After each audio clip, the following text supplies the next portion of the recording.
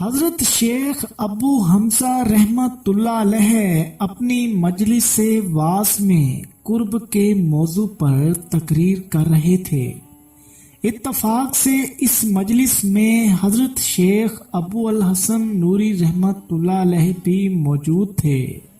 جب حضرت شیخ ابو حمزہ رحمت اللہ علیہ کی تقریر ختم ہو گئی تو حضرت شیخ نوری رحمت اللہ علیہ نے انہیں مخاطب کرتے ہوئے فرمایا، جس قرب میں ہم لوگ ہیں دراصل وہ بات در بات دوری در دوری ہے۔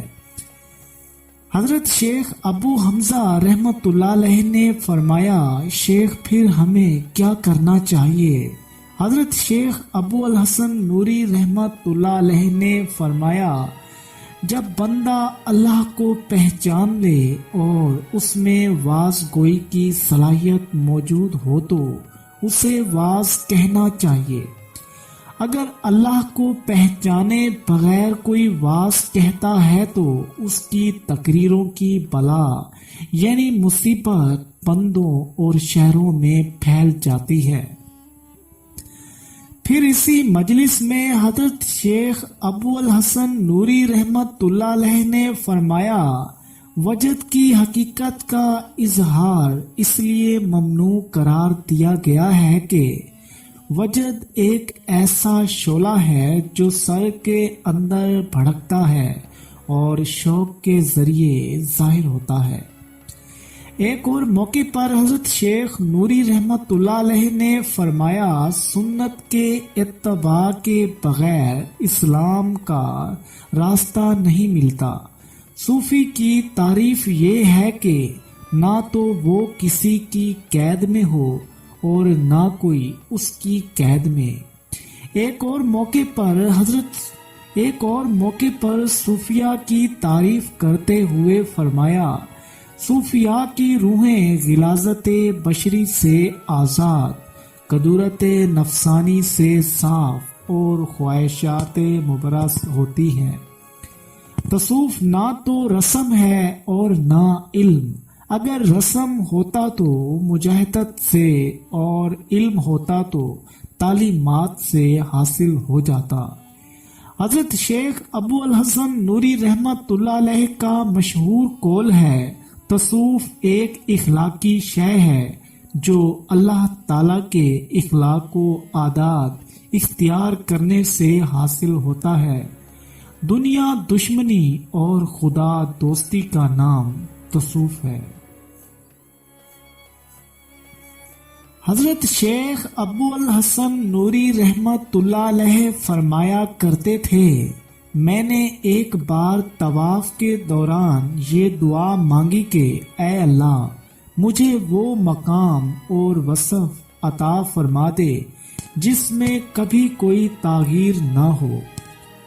حضرت شیخ نوری رحمت اللہ علیہ کی اس دعا کے جواب میں ایک صدائے غیبی سنائی دی، اے ابو الحسن کیا تو خالق کائنات کے مساوی ہونا چاہتا ہے؟ یہ وصف تو خاص اللہ تعالیٰ کا ہے کہ اس کی ذات پاک میں کبھی تغیر و تبدل رونما نہیں ہوتا، مگر بندوں میں یہ تغیر اس لیے رکھا گیا کہ وہ اس کی بندگی کا اظہار کرتے رہیں۔ حضرت شیخ ابو الحسن نوری رحمت اللہ علیہ کے سیرت و کردار کی یہ خاص علامت تھی کہ آپ رحمت اللہ علیہ اللہ کی مخلوق سے بہت محبت کرتے تھے۔ ان کے دکھوں اور غموں کو دیکھ کر بے قرار ہو جاتے تھے اور بڑے سوز و گداز کے ساتھ عام مسلمانوں کی مغفرت کے لیے دعائیں کیا کرتے تھے۔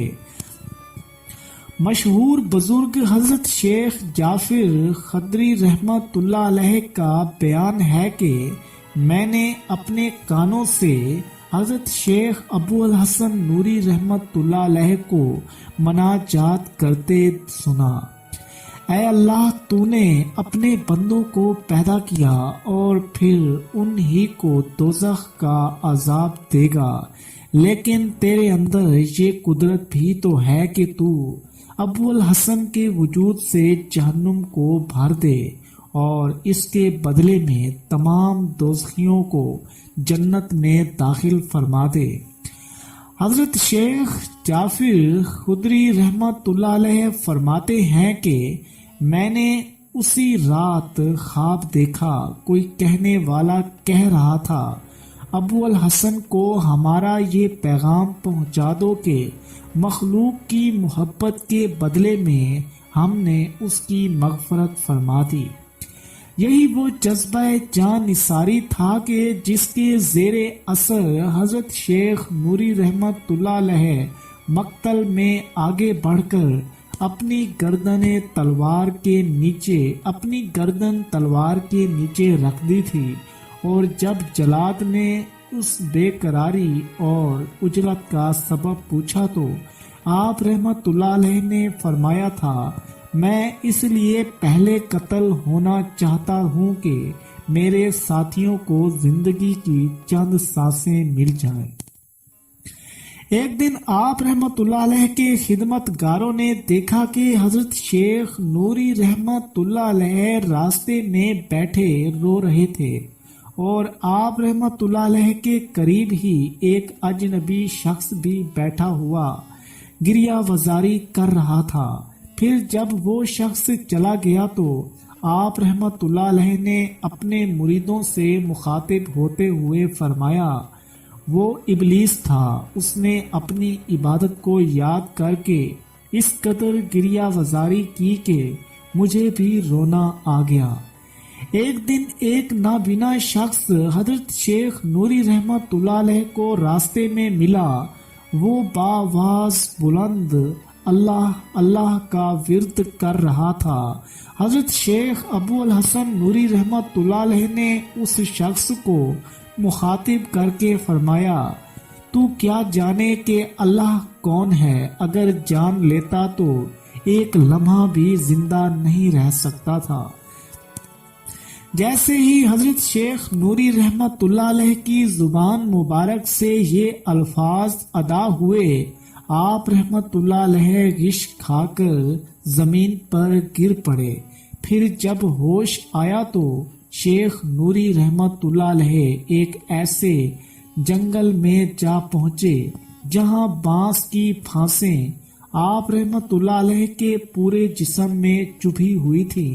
پھر اسی حالت میں شیخ نوری رحمت اللہ علیہ کو گھر لایا گیا۔ مریدوں، خدمت گاروں اور دوستوں نے آپ رحمت اللہ علیہ کو تلقین کی، شیخ لا الہ الا اللہ کہیے۔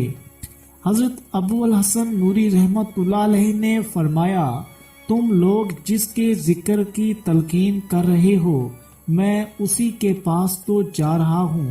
یہ کہہ کر آپ باد نسیم کے جھونکے کی طرح دنیا سے گزر گئے۔ ایک مجلس میں کسی شخص نے حضرت جنید بغدادی رحمت اللہ علیہ سے سوال کیا، معرفت میں حضرت ابو الحسن رحمت اللہ علیہ کا کیا مقام تھا؟ حضرت جنید بغدادی رحمت اللہ علیہ نے نہایت پرسوز لہجے میں فرمایا، شیخ نوری رحمت اللہ علیہ اپنے دور کے ایسے صدیقوں میں سے تھے کہ آپ رحمت اللہ علیہ کے بعد کسی عارف نے اتنی حقیقی اور سچی بات نہیں کہی۔ یہ تھے حضرت شیخ ابو الحسن نوری رحمت اللہ علیہ، جن کی بے مثال جرأت اور جان نثاری کے سبب خلیفہ معتضد باللہ نے صوفیاء عراق کی معافی کا فرمان جاری کیا۔ اگر خدا نہ خواستہ صوفیوں کی یہ جماعت قتل ہو جاتی تو اللہ ہی جانتا ہے کہ تصوف کی تاریخ کیا ہوتی۔ بہرحال اس واقعے کے بعد حضرت جنید بغدادی رحمت اللہ علیہ بہت زیادہ محتاط ہو گئے تھے، اور شاید اسی وجہ سے آپ رحمت اللہ علیہ نے کم علم لوگوں پر اپنی علمی مجلسوں کے دروازے بند کر دیے تھے، اور غالباً اسی باعث آخری عمر میں آپ رحمت اللہ علیہ مخاطبین کی تعداد 20 سے بھی کم رہ گئی تھی۔ پیارے دوستو، امید کرتے ہیں کہ حضرت جنید بغدادی رحمت اللہ علیہ کی عظیم الشان داستان کا یہ حصہ آپ کو ضرور پسند آیا ہوگا۔ اگر ویڈیو اچھی لگے تو ویڈیو کو لائک کریں، کمنٹس میں اپنی رائے بھی ضرور دیں۔ ہمارے یوٹیوب چینل پر نئے ہوں تو ہمارے چینل کو ضرور سبسکرائب کریں، آگے دوستوں کے ساتھ شیئر بھی ضرور کریں۔ انشاءاللہ ملیں گے اگلی ویڈیو میں، تب تک کے لیے اللہ حافظ۔